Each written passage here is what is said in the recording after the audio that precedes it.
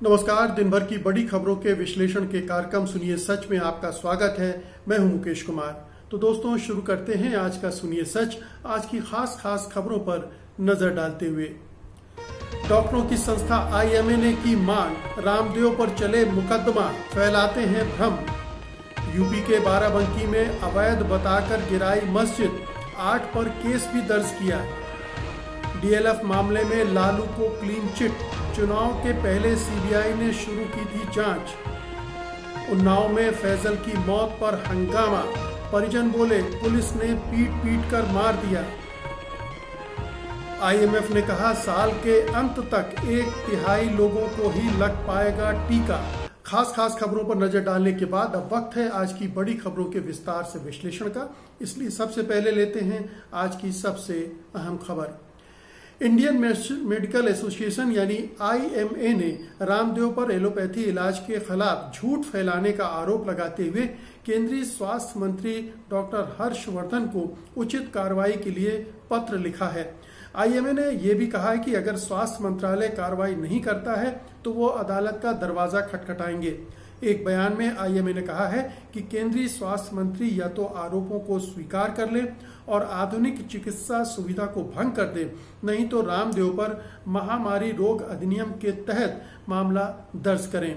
IMA ने रामदेव के उस वीडियो का हवाला भी दिया है जिसमें वो एलोपैथी को बकवास और दिवालिया साइंस कह रहे हैं।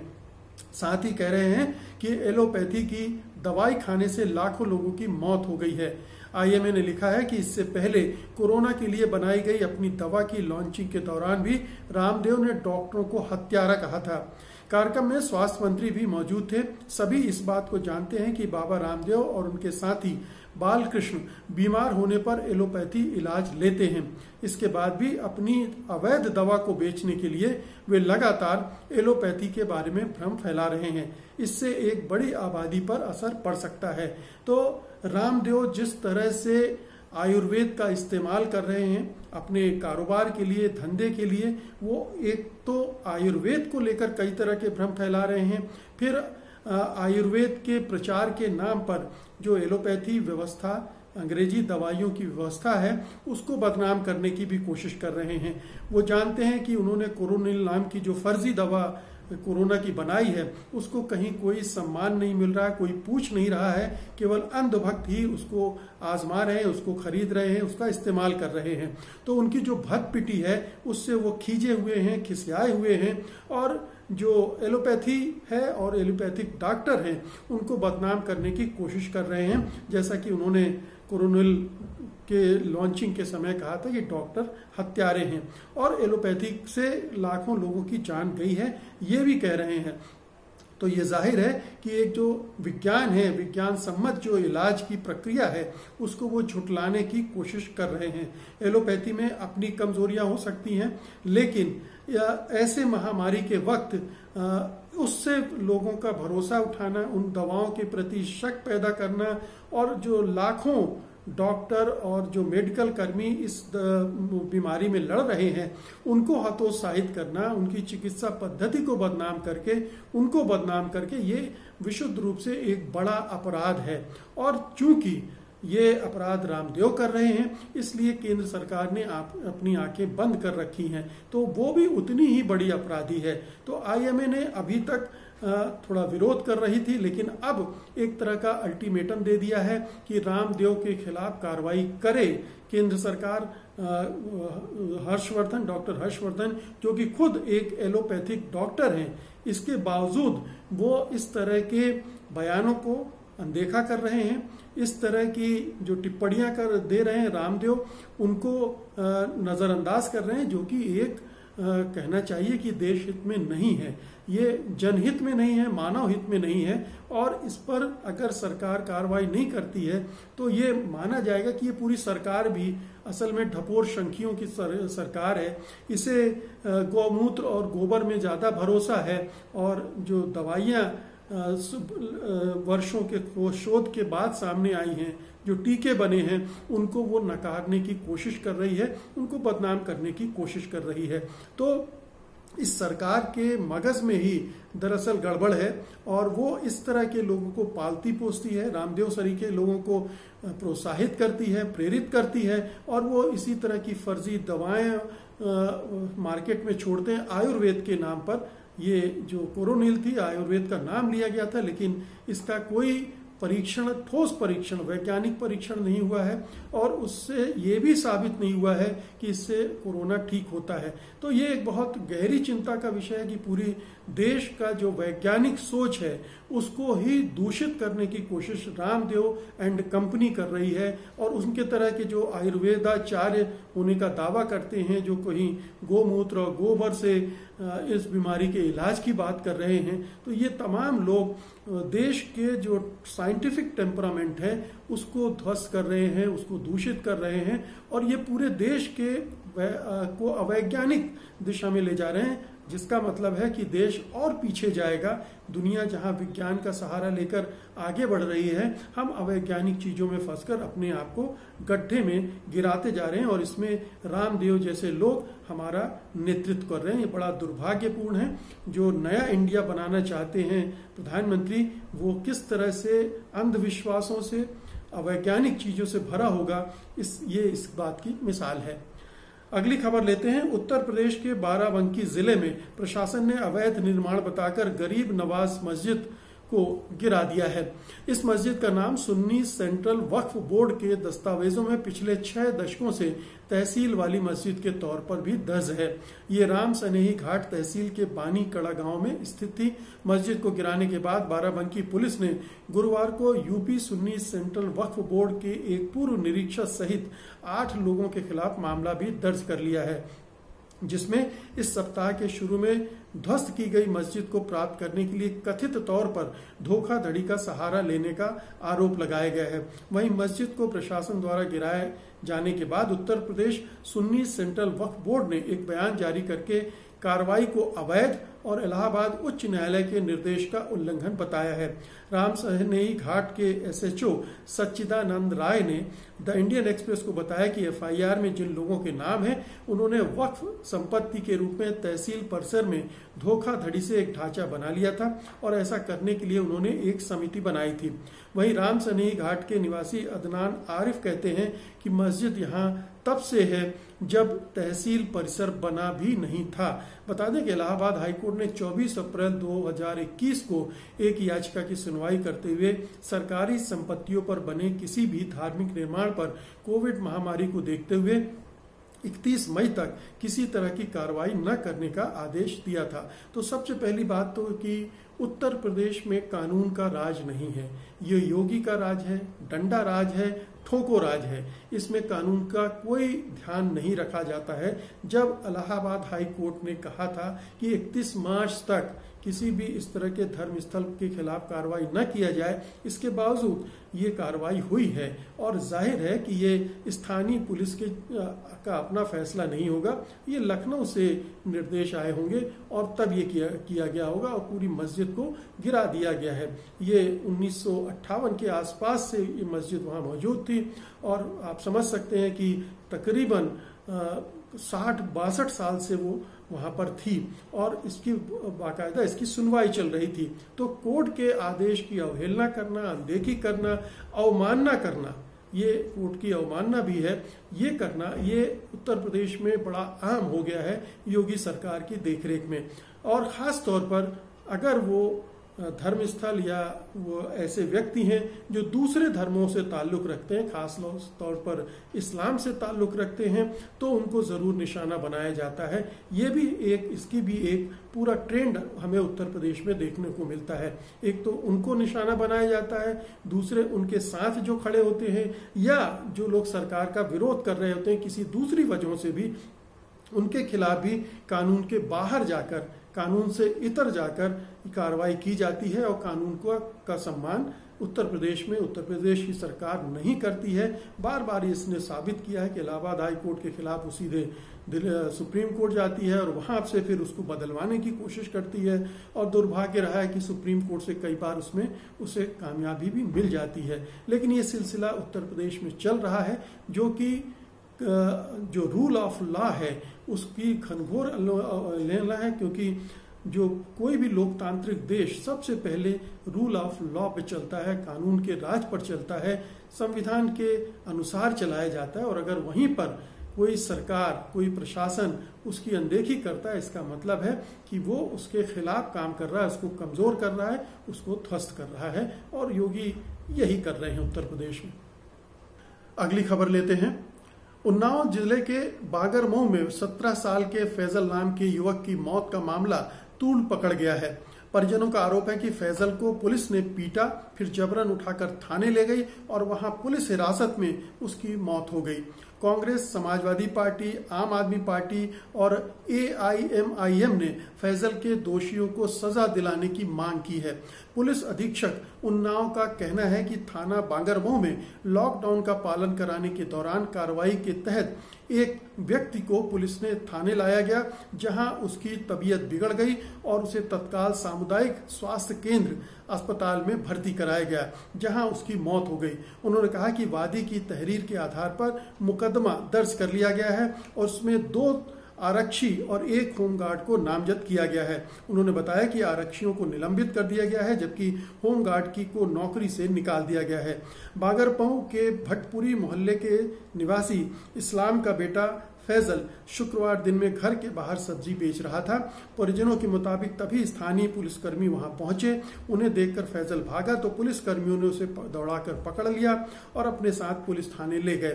थाने में उसे बुरी तरह से पीटा गया, उसकी हालत बिगड़ गई, उसे अस्पताल ले जाया गया, जहां उसे मृत घोषित कर दिया गया। तो पुलिस हिरासत में मौत का ये मामला है और उत्तर प्रदेश इसके लिए बदनाम है। ठीक है कि ये एक स्थिति थी कि महामारी की वजह से लॉकडाउन होगा, लेकिन कई बार कई परिवारों का जीवन छोटी छोटी दैनंदिन कमाई के आधार पर, जो सब्जियां बेच रहे हैं उसके आधार पर होता है। और ये फैजल भी वही कर रहे थे, अपने घर के सामने बाहर उसने दुकान लगा रखी थी। अगर पुलिस को लग रहा था कि ये लॉकडाउन का उल्लंघन भी है तो उसे फैजल को गिरफ्तार करके या उठाकर थाने ले जाने की जरूरत नहीं थी, उसको वहां समझाकर उसकी दुकान बंद करवाई जा सकती थी। और फिर वहां अगर वो ले भी गए तो वहां इस कदर उसकी पिटाई की गई है। इससे पता चलता है एक उत्तर प्रदेश में पुलिस किस हद तक बेलगाम हो चुकी है। और ये पहली घटना नहीं है, ये लगातार इस तरह की घटनाएं उत्तर प्रदेश में घट रही हैं, बार बार घट रही हैं। हमने कई ऐसे घटनाओं के वीडियो देखे हैं जिसमें पुलिस आम लोगों के साथ बर्बरता से पेश आ रही है, उनको सरेआम, यहाँ तक कि महिलाओं को उसके साथ वो ज्यादती कर रही है, उन पर हमले कर रही है। तो ये एक सिलसिला उत्तर प्रदेश में चल रहा है। योगी राज में जैसे पुलिस को खुली छूट मिली हुई है कि वो जो चाहे कर सकती है, जिसके साथ जितनी बदसलूकी है करनी है उसे पूरी छूट है। और इसे कानून व्यवस्था के नाम पर योगी महाराज ऐसा करते हैं, उनकी छूट देते हैं और इसको सही ठहराते हैं। तो एक 17 साल का बच्चा, उसको इस बेरहमी से पीटा गया, उसकी मौत हो गई। और हालांकि पुलिस का कहना है कि उन्होंने कुछ पुलिस कर्मियों को बर्खास्त भी कर दिया है। इससे साफ होता है कि ऐसा कुछ हुआ था और पुलिस ये जान रही है कि गलती हुई है और उनको निलंबित किया गया है। लेकिन अभी ये देखना है कि इस पर ठोस कार्रवाई होती है नहीं, और इससे योगी सरकार पुलिस महकमे को कोई कड़ा संदेश देती है कि नहीं देगी। ये अब 4.5 साल में लगभग तय हो चुका है, क्योंकि अगर उसे पुलिस को नियंत्रण में रखना होता तो इस तरह की हरकत करने का उन्हें एक छूट और उनको एक तरह से आत्मविश्वास कैसे मिल जाता। तो ये उत्तर प्रदेश की कहानी है जहां ये चीजें बार बार दोहराई जा रही हैं और शायद ये वहां के शासन करने के ढंग में शामिल हो गया है कि डंडा राज चलेगा और डंडा चलाओ और लोगों को जैसे चाहे मारपीट कर अपना काम करो। अगली खबर लेते हैं। बिहार के पूर्व मुख्यमंत्री लालू प्रसाद यादव को सीबीआई ने डीएलएफ घूस मामले में क्लीन चिट दे दी है। एनडीटीवी ने सूत्रों के हवाले से ये खबर दी है। लालू को हाल में चारा घोटाला मामले में जमानत मिली थी। चारा घोटाला मामले में लालू 3 साल तक जेल में रहे थे। सीबीआई की आर्थिक अपराध शाखा ने जनवरी 2018 में इस मामले में लालू यादव और डीएलएफ ग्रुप के खिलाफ जांच शुरू की थी। इस मामले में आरोप यह था कि DLF ग्रुप की नजर मुंबई के मांद्रा में रेलवे की एक प्रोजेक्ट और नई दिल्ली रेलवे स्टेशन के नवीनीकरण के प्रोजेक्ट पर थी। इन प्रोजेक्ट्स को हासिल करने के लिए DLF ग्रुप ने पूर्व रेल मंत्री लालू प्रसाद यादव को घूस दी थी।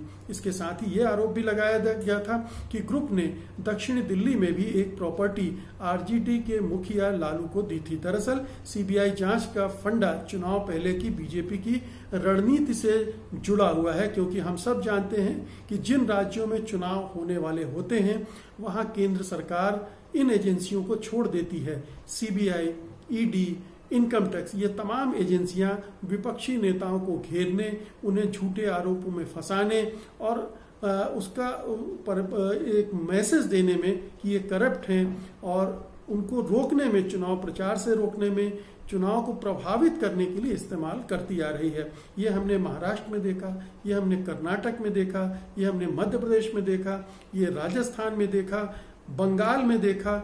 हर जगह, तमाम जगहों पर केंद्र सरकार इस तरह के हथकंडे आजमा रही है। और ये जो मामला था लगभग उसी तरह का था 2018 में। आप जानते ही हैं कि उसकी शुरुआत में लालू प्रसाद यादव को इस तरह से इस पर यह मामला लगा दिया गया और ये माहौल बनाने की कोशिश की गई कि लालू प्रसाद तो भ्रष्ट हैं ही, उनके बेटे और बेटियां भी भ्रष्ट हैं, वो भी इस तरह के घोटाले में शामिल हैं और उनको डराने की भी कोशिश की गई क्योंकि बिहार इलेक्शन आ रहे थे। तो ये पूरा एक खेल वहां पर रचा गया और हमने देखा कि ये दूसरे प्रदेशों में भी हो रहा है ये हथकंडा। और अब जब चुनाव खत्म होते हैं तो आप देखिए, चुनाव खत्म होने के बाद वो तमाम मामले दब जाते हैं। कहाँ जाते हैं किसी को पता नहीं होता। केरल में भी यही खेल करने की कोशिश की गई थी। गोल्ड स्मगलिंग का घोटाला जबरन गढ़ा गया था, लेकिन आज उसकी कोई चर्चा नहीं है। केवल बंगाल में ममता बनर्जी को टारगेट करके कुछ नेताओं को पकड़ा गया है, गिरफ्तार किया गया है CBI राज्यपाल की मदद से और CBI की मदद से।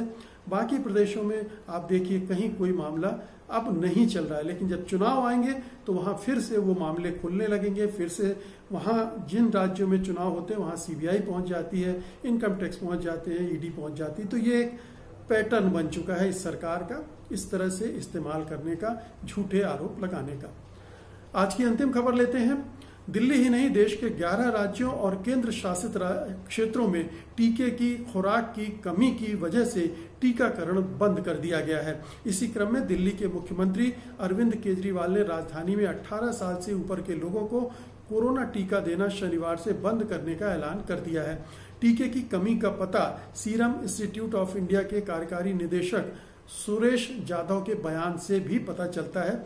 जाधव ने शुक्रवार को कहा था कि केंद्र सरकार ने अलग अलग आयु वर्ग के लोगों का टीकाकरण शुरू कर दिया, लेकिन इस बात की जांच तक नहीं की कि वैक्सीन का स्टॉक कितना है और इस बारे में विश्व स्वास्थ्य संगठन की गाइडलाइंस क्या है।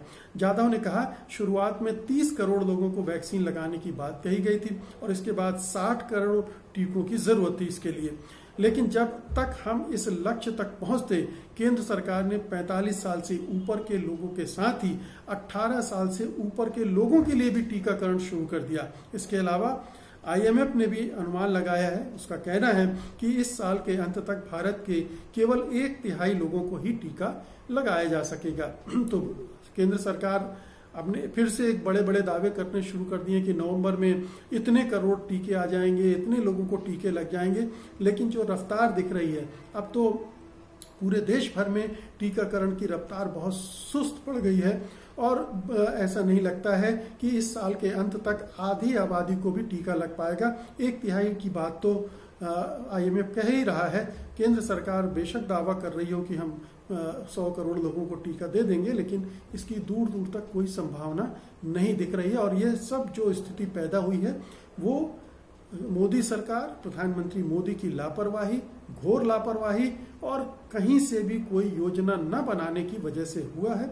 बहुत सारे लोचे हुए हैं, हम बार बार दोहराने की जरूरत नहीं। आप सब जानते हैं कि ये एक आपराधिक कृत्य किया है केंद्र सरकार ने, जिसके लिए उसे कभी क्षमा नहीं किया जा सकता। भले ही प्रधानमंत्री रोएं, भावुक होएं, छाती पीटे, लेकिन ये उनका किया धरा है और पूरा देश उसकी सजा भुगत रहा है, एक एक परिवार उसकी सजा भुगत रहा है और लाखों लोग मौत के मुंह में जा चुके हैं। तो दोस्तों, ये थी आज की खास खबरें। उम्मीद है कि आपको ये पसंद आई होगी। आप इस वीडियो को लाइक भी करेंगे और बड़े पैमाने पर शेयर भी करेंगे। अब मुझे अनुमति दीजिए, मैं सोमवार की शाम को एक बार फिर हाजिर होऊंगा उस दिन की खास खबरों के साथ, उनके विश्लेषण के लिए। तब तक के लिए नमस्कार, जय हिंद। सत्य हिंदी का ऐप डाउनलोड करें गूगल प्ले स्टोर पर।